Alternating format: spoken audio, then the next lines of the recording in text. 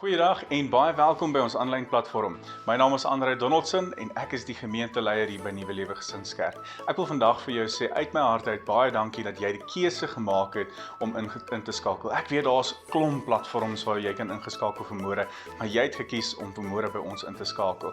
En hier by ons by Nuwe Lewe Gesinskerk glo ons in praktiese, relevante boodskappe wat ek en jy kan neem en wat ons kan uitleef daar buite. Want ons glo dat ons roeping as kerk is om by die suiwer woord van God te bly en dit te verkondig, maar ook om die kerk te enable, soos hulle in Engels sal sê, om juist die boodskap uit te dra na buite. Want ons, ek en jy is die kerk en ons het nodig om daar buite die verskil te maak in hierdie donker, gebroke wêreld. En hoe doen ons dit? Deur die boodskap te hoor, in te neem en uit te leef daar buite. So ek hoop jy gaan vandag se boodskap geniet, maar nie net geniet nie, dat jy vandag se boodskap ook sal inneem, te harte sal neem en daar buite die verskil gaan maak. Want ek glo daar's 'n stikkende en gebroke wêreld wat wag om die evangelie te hoor.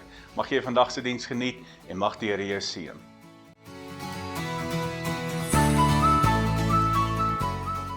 Nou vermoede is ons so 'n bietjie oor die tyd. Ek het 8 minute, dan is dit 10 uur, so as jy my sal toelaat, gaan ek net so 'n paar oomblikke gaan ek oor 10 gaan, want ek het 'n belangrike boodskap wat ek graag met jou wil deel. En dit kom uit Judas hoofstuk 1. Judas bestaan eintlik net uit een hoofstuk uit, maar dit is so 'n kragtige boodskap, dit is so 'n kragtige hoofstuk, dat ek en jy dit nie kan mis nie.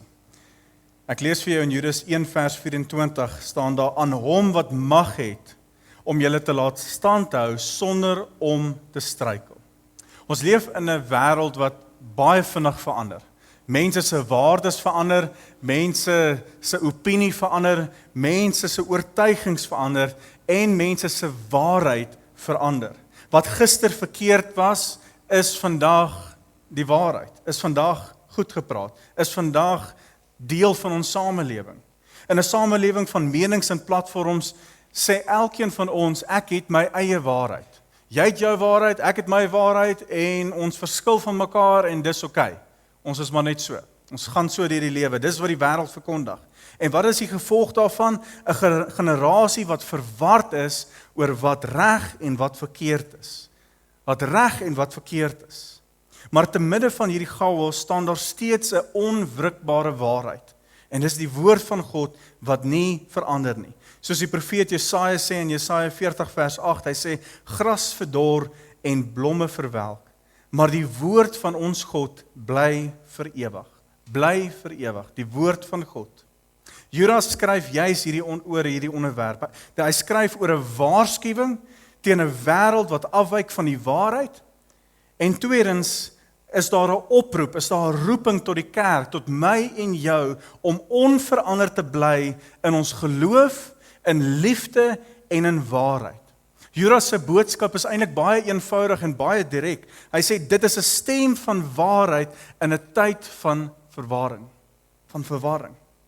Judas 1 vers 1 tot 2, hy begin deur te sê van Judas, 'n dienaar van Jesus Christus en 'n broer van Jakobus, aan die vir wie God die Vader geroep het, wat hy lief het en deur Jesus Christus bewaar, mag barmhartigheid, vrede en liefde in oorvloed aan julle geskenk word. Hy gebruik 3 woorde wat die identiteit eintlik van elke Christen opsom. Hy gebruik die woord geroep, soos wat Jerry ook nou genoem het. Ons is geroep, elkeen van ons het 'n spesifieke roeping op ons lewens. Jy sê dalk hierso, nee, maar ek is net ek. Wat beteken nou van roeping? God het 'n roeping op my en jou lewe. Eerstens, om werklik onberispelik vir hom te lewe. Om toegewyd te lewe aan hom. Dis ons almal se roeping wat ons op ons lewens het. En tweede woord wat hy gebruik is liefhet. Dat God is lief vir jou. As jy twyfel daarin, gaan net weer terug na die nagmaaltafel toe. Gaan lees die Via Dolorosa pad wat Jesus gestap het. Dan sal jy besef hoe lief het God vir my en vir jou gehad. Jy sien, ons lees daardie skrifgedeelte, so lief het God die wêreld gehad.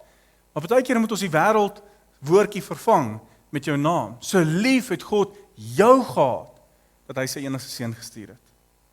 En die derde woord wat hy gebruik, en snaaks genoeg, hy begin met hierdie woord en hy eindig met hierdie woord, is die woord bewaar. God sal my en jou bewaar. Maar dis 'n boodskap op sy eie vir 'n ander dag. Wat ek vanoggend wil by stil staan, is by wat Judas verwys as die stryd vir die waarheid, die stryd vir die waarheid. Judas 1 vers 3, hy sê, geliefdes, terwyl ek aller ywer aanwend om aan julle oor ons gemeenskaplike saligheid te skryf, het ek noodsaaklikheid gevoel om julle deur die skrywe te vermaan om kragtig te stry vir die geloof wat eenmal aan die heiliges oorgelewer is. Judas sê, ek wil eintlik met jou gesels oor redding. Ek wil eintlik met jou gesels oor jou geestelike lewe. Ek wil juis gesels oor dit wat ons in gemeen het, oor dit wat Jesus geopenbaar het aan ons. Ek wil daaroor gesels. Hy sê, maar ek moet eers dit op hol sit. Ek moet 'n ander tema of ek moet 'n ander ding moet ek met julle bespreek. En dis hoe om staande te bly in 'n wêreld wat konstant verander. Want die waarheid word nie meer verkondig nie. Valse leraars betree die kansels en dit gebeur tot vandag toe. Oppervlakkige Christendom is aan die beweeg, waar mense met hulle lippe die Here volg, maar hulle hart is baie ver weg van God af. Dis wat ons skryf van lou Christendom, waar ons 'n kerkstoel vol sit en ons dink ons is okay, maar eintlik is die teendeel. Eintlik is ons so ver weg van God af. Is ons so verlore en ons besef dit nie eers nie. Hy waarsku, hy sê die waarheid is onder aanval. Die waarheid is onder aanval. En dis presies in die tyd waarin ons vandag lewe, waar mense sê, as jy my liefhet, sal jy my aanvaar wie ek is. Dis wat gepreek word daar buite. As jy my liefhet, sal jy my aanvaar soos wat ek is. Foute en als. Ek is so jy moet lief wees vir my. En dit skuil agter hierdie valse liefde van God wat die wêreld aan vashou. God is liefde, nie waar nie? Almal moet. God is liefde, dis sien hy ons foute oor. God is liefde, dis kan ek maar wees en leef soos wat ek wil. God is liefde, daarom moet jy my net aanvaar soos wat ek is, want God aanvaar my, hy is mos liefde. Maar ons vergeet dat hy 'n regverdige God. Hy's 'n heilige God. En hy's die een op die troon. Maar die ware, egte liefde verdedig die waarheid. Ware, egte liefde verdedig die waarheid. Dit leef en wandel in die waarheid. Dit groei in waarheid. Ons moet besef, dit is 'n heilige liefde wat God besit. Dis nie 'n oppervlakkige liefde nie. Dis nie 'n liefde wat ek en jy net kan verwoord en links en regs kan gooi nie. Dis 'n heilige liefde. Dis 'n unieke liefde. Paulus verklaar dit in Efesiërs 4 vers 15. Hy sê, nee, ons sal in hierdie liefde bly. Nee, ons sal in liefde by die waarheid bly en so in alle opsigte groei na Christus toe. Paulus sê ons sal by die waarheid bly, ons sal by hierdie heilige liefde gaan parkeer en ons gaan seker maak ons groei daardeur soos wat Christus van ons verwag. Om te stry vir die geloof beteken nie aggressief nie. Dit beteken nie aggressief nie. Maar dit beteken getrouheid. Om te bly glo, om te bly bid, om te bly leef soos Christus van my en jou verwag. Mense hou ons dop, ek het dit al baie keer gesê, mense hou jou dop, jy sê jy is 'n kind van God, jy sê jy is 'n Christen, jy word dopgehou, selfs wanneer jy nie eens weet dat jy dopgehou word nie. En so vertel jou lewe iets van Jesus vir ander mense. I.W. Tozer het gesê, 'n geloof wat niks kos nie, is 'n geloof wat niks werd is nie. 'n Geloof wat niks kos nie, is 'n geloof wat niks werd is nie. Partykeer moet ek en jy dinge eenkant sit, dinge wat vir ons belangrik is, eenkant sit, sodat ons by die belangrike goed kan uitkom, dit wat God vir my en vir jou wil hê. En dit is die groot gevaar van afwyking in ons lewens. Judas 1 vers 4 tot 16 gaan hy verder, hy sê, dit is oor hierdie mense dat Henog, wat van die 7de geslag na Adam was, geprofeteer het. Hy het gesê, kyk, die Here kom met sy duisende heilige engele, en hy sal oor almal oordeel. Hy sal al die goddeloses, al die sondaars straf, oor al die goddelose dinge wat hulle in hulle goddeloosheid gedoen het, en oor al die lasterlike dinge wat hulle teen hom gesê het. Hierdie mense kla gedurig, en is altyd ontevrede met hulle lot. Hulle leef net volgens hulle eie begeertes, praat groot, en sê vleiende dinge van mense om daaruit vir hulle self voordeel te trek. Judas beskryf mense wat 'n vorm van godsaligheid het. Hulle sê hulle is geestelik. Hulle sê hulle het 'n verhouding met God. Hulle het hierdie godsaligheid, hierdie vorm van godsaligheid wat hulle uitbeeld na buite toe. Maar binne is hulle ver van God af. Binne is weerspreek hulle lewe. Hulle praat oor genade, maar hulle leef soos wat hulle wil. Hulle getuig met hulle lippe, maar hulle leef ver van God af. En hy waarsku ons met verskeie voorbeelde in hierdie hoofstuk. Eerstens waarsku hy ons met die voorbeeld van Israel in die woestyn. Hulle ongehoorsaamheid het gelei dat hulle nie by die beloofde land uitgekom het nie. Die gevalle engele, hulle het hulle plek verlaat en rebellie gekies en is so uit die hemel uitgegooi. Sodom en Gomorra, vernietig deur sondige leefstyl en verwerping van God. Dis wat ons sondes veroorsaak. Dis wat ons sondes veroorsaak. Die boodskap is duidelik. Wanneer mense hulle rug draai op God se waarheid, volg daar morele chaos en geestelike dood. Geestelike dood. Die oomblik wanneer jy jou rug draai op God se waarheid, wanneer jy hierdie woord afskeep en nie meer daarin tyd spandeer nie en jou rug draai op hierdie woord van God, is die oorsaak of die veroorsaak is morele chaos en geestelike dood. Judas beskryf hulle as volg in vers 12 tot 13. Hy sê hulle besoedel julle liefdesmaaltye met hulle skaamtelose uitspattighede en sorg net vir hulle self. Hulle is wolke wat geen reën bring nie en deur die wind verbygewaai word. Hulle is bome wat selfs laat in die seisoen nog geen vrugte het nie, wat geonwortel en mors dood is. Hulle is woeste golwe van die see. Hulle laat hulle skande so skuim opspat. Hulle is sterre wat uit hulle baan geslinger is. God hou vir hulle 'n plek gereed in die duister dieptes waar hulle ewig sal bly. Hulle lyk dalk indrukwekkend van buite af. Maar hulle dra geen geestelike vrug nie. Mag ek jou vanmôre vra, dra jou lewe geestelike vrug? Is jy op 'n plek waar jy kan sê, ek kan sien hoe God deur my werk. Ek kan sien en ek beleef die geestelike vrug wat daar is in my lewe. Want as daar nie is nie, dan is jy op 'n gevaarlike plek. John MacArthur skryf, hy sê valse lering dra altyd die geur van waarheid. Anders sou niemand dit glo nie. Dit kom in die geur van waarheid. Dit word verkondig in die vaandel van waarheid. Maar dit is so ver van God se woord af. In die week gesels ek met 'n ander predikant en ons praat oor 'n spesifieke denominasie wat nou die vraag vra, maar was Jesus nie dalk net 'n goeie mens nie? Is hy dalk nie net 'n goeie mens gewees en dalk is hy nie die Messias nie, dalk is hy nie die seun van God nie? Familie, wanneer ons by daai plek kom in ons lewens waar ons dit in bevraagteken bring, is ons in groot moeilikheid. Ons durf nie bylas by die Bybel nie, ons durf nie weglaat van die Bybel nie. Dit wat God sê in sy woord, dit is vir ewig en dit verander nie. Daarom moet ek en jy die woord ken. Ons moet dit nie net hoor op 'n Sondag nie. Ons moet daarin gaan leef, ons moet gaan tyd spandeer daarin. Ons moet ons kinders daarin gaan onderrig en ons moet leef daaruit. Nie net leef nie, maar ons moet die waarheid doen. Psalm 119 vers 11 sê, in my hart koester ek die woord, sodat ek nie teen u sondig nie. Ek bære dit in my hart, ek lees dit, ek spandeer tyd daarin, ek neem dit in en ek leef volgens dit. So hoe bly ek onveranderd in 'n veranderende wêreld?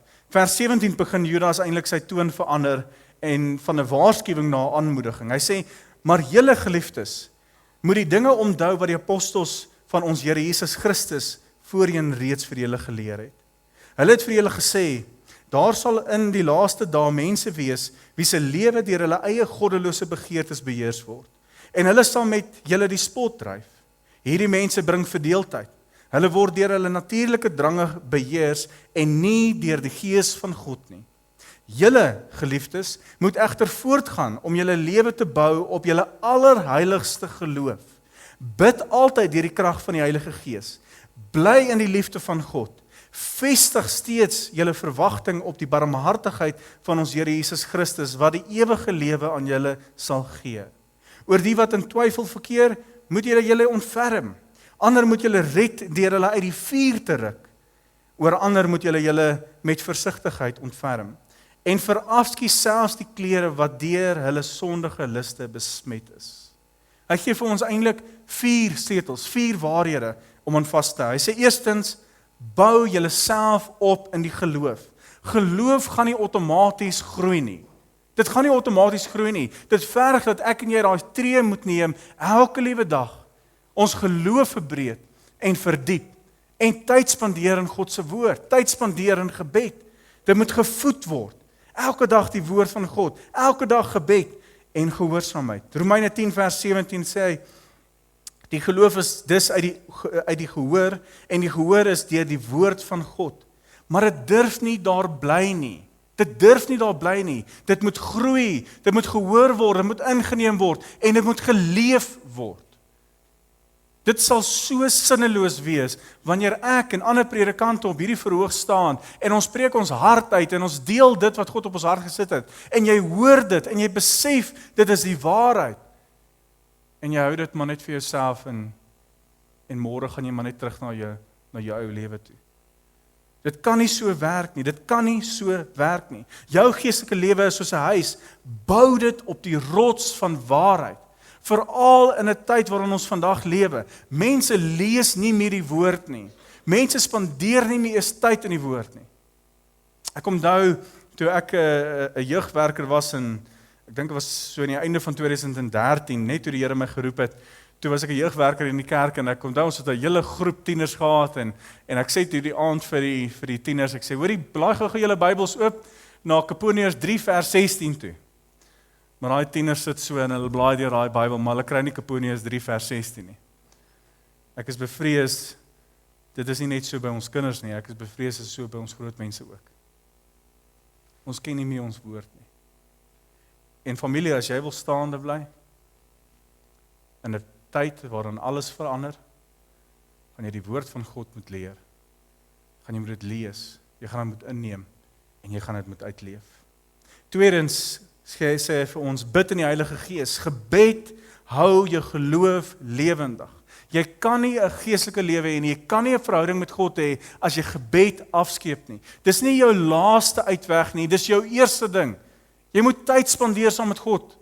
Nie net in sy woord nie, maar in gebed. Partykeer kom jy op 'n plek waar jy nie eers weet wat om te bid nie. Partykeer sê die Here, raak net stil en weet en besef dat ek God is. Kom rus in my teenwoordigheid. Weet dat ek God is, die Allerhoogste. Andrew Murray het gesê, gebed is nie voorbereiding vir die werk nie, gebed is die werk. Gebed is nie voorbereiding vir die werk nie, gebed is die werk. En dan derdens sê hy, bly in die egte liefde van God. Moenie laat die wêreld jou hart verhard nie. Moenie aanpas by die wêreld nie, moenie doen wat die wêreld vir jou sê om te doen nie. Doen wat God van jou verwag. Johannes 15 vers 9 sê, soos die Vader my lief het, het ek julle ook lief.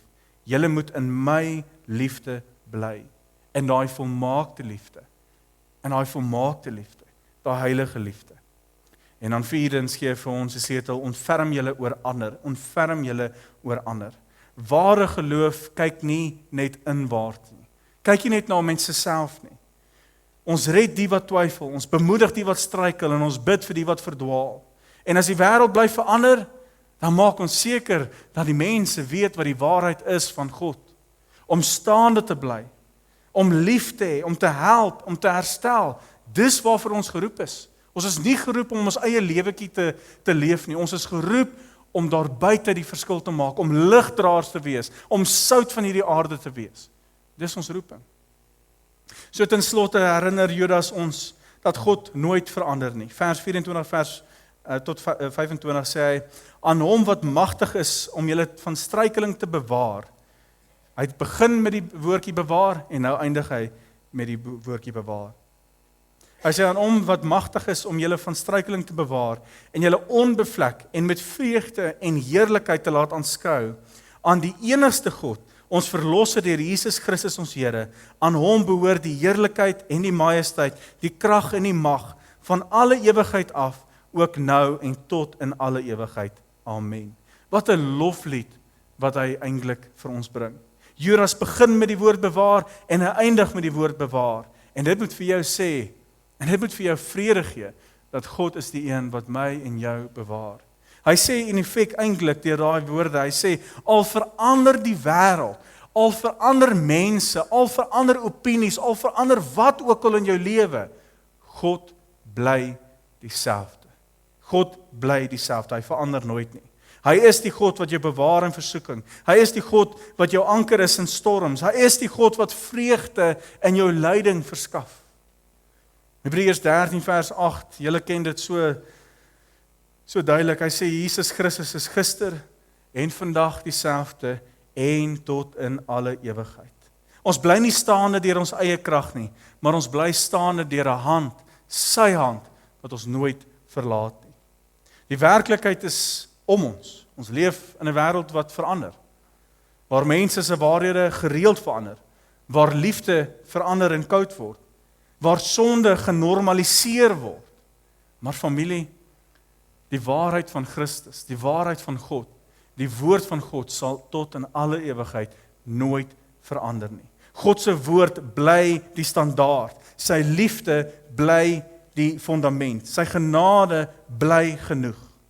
Ek wil afsluit met Billy Graham wat gesê het, waarheid verander nie met tyd nie, dit is tyd wat getoets word deur waarheid. Deur waarheid. So kom ons leef as mense wat onveranderd bly in ons geloof, in ons hoop en in ons liefde, tot eer van sy naam. Maak nie saak wat in ons lewens gebeur nie, maak nie saak watter uitdagings ons in ons lewens het nie, kom ons bly standvastig, kom ons bly onveranderd en ons bly in sy woord gefestig. Ons bly in sy waarheid. So kom ons sit net so en dan sluit ons oë. Here, ons hemelse Vader, U is die een wat nooit verander nie. Wanneer die wêreld om ons verander, wanneer mense verander, wanneer mense verlore raak, bly U standvastig. U is ons rots, U is ons toevlug, U is ons sekerheid, Here.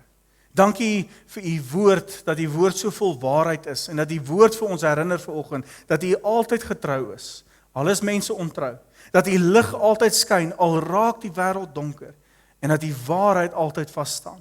Al probeer baie dit verdraai of vergeet of een kant toe skuif, U waarheid sal tot in alle ewigheid bly staan. Here, ons erken dat dit soms moeilik is om vas te staan. Daar is soveel stemme wat ons geloof baie keer toets. Soveel dinge wat ons aandag wil wegneem van U af. Maar U kies vandag om weer opnuut vir ons te sê, ons moet U vertrou. Ons moet U vertrou met ons hele hart, met ons hele wese, met ons hele lewe. U bly ons anker, U bly ons waarheid, U bly ons hoop. So Here, leer ons om te wandel met 'n vaste hart. Help ons om getrou te wees in die klein dinge en in die groot. Om sagmoedig te wees teenoor ander mense en om vas te hou aan die woord al staan ons alleen, Here. Here, bewaar ons van misleiding, bewaar ons van geestelike gemaksone wat ons baie keer inval en maak ons vuil van die Heilige Gees. Maak ons so vol dat dit sal oorloop na buite toe, na ander mense se lewens. Laat ons leef met oorgawe en liefde, sodat ander deur ons iets van U kan sien, Here. En wanneer ons moeg raak, Here, herinner ons dat U genade is genoeg. U genade is genoeg. Wanneer ons struikel, lig ons op in U barmhartigheid. Wanneer ons verander, laat ons vind dat U nooit verander nie. Aan U, Here, wil ons al die eer en lof bring. Aan U wil ons sê dankie dat U die konstante een in ons lewens is en dat U ons help om onveranderd te bly in 'n veranderde wêreld. Mag U verheerlik word deur alles wat ons doen, Here, deur die keuses wat ons maak en alles wat ons in hierdie week gaan aanpak. Here, ons wil U die middelpunt van ons lewens maak. Kom wees saam met ons, kom lei ons en kom seën ons met U teenwoordigheid. Ons sê vir U so dankie vir vanoggend. Dankie vir die kinderkerk boodskap, dankie vir die lofsang, dankie vir alles wat ons saam in hierdie gebou vanoggend kon doen. Ons wil U verheerlik want U is ons God en ons is so lief vir U. En as jy saam met my stem vanmôre, sê saam met my, amen. Ek wil vanmôre jou seën so net daar waar jy sit, ontvang hierdie seën. Mag die Here jou laat vas staan in sy waarheid, jou bewaar in geloof, en jou vul met sy vrede te midde van veranderende wêreld. Aan hom wat mag het om jou staande te hou, Aan hom kom toe die eer, majesteit en die krag, nou en tot in alle ewigheid. Amen.